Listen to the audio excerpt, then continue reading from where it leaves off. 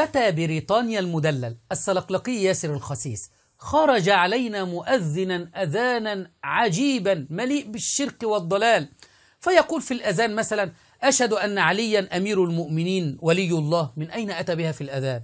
أشهد أن عليا وزوجته فاطمة وأولاده حجج الله ولعنة الله على أعدائهم، صلوات الله عليهم ولعنة الله على أعدائهم. أدخل أشياء في الأذان لا أدري من أين أتى به. ونحن من هنا من برنامج عمائم مزيفة نتحدث سلقلقي ياسر الخسيس أن يثبت لنا أن هذا الأذان أذن به في عهد النبي صلى الله عليه وسلم، أو في خلافة أمير المؤمنين علي رضي الله عنه، أو في خلافة الحسن أو الحسين أو الباقر أو الصادق أو الجواد أو الرضا أو أي أحد من الآئمة الاثني عشر.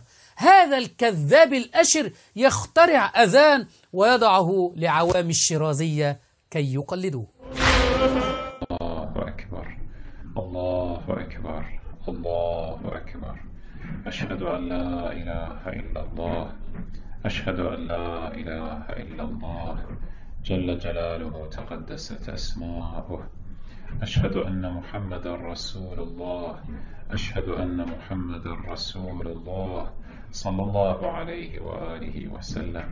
أشهد أن أمير المؤمنين علي ولي الله، أشهد أن أمير المؤمنين علي وفاطمة الزهراء وأبناءهما المعصومين حجج الله صلوات الله عليهم ولعنة الله على أعدائهم.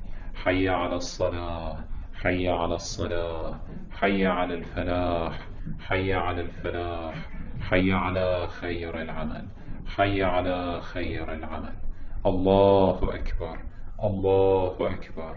لا إله إلا الله، لا إله إلا الله.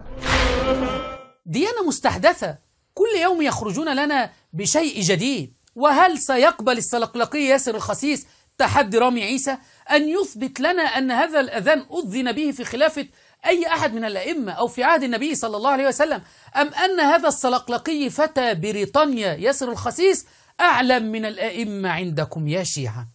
عمائم مزيفة.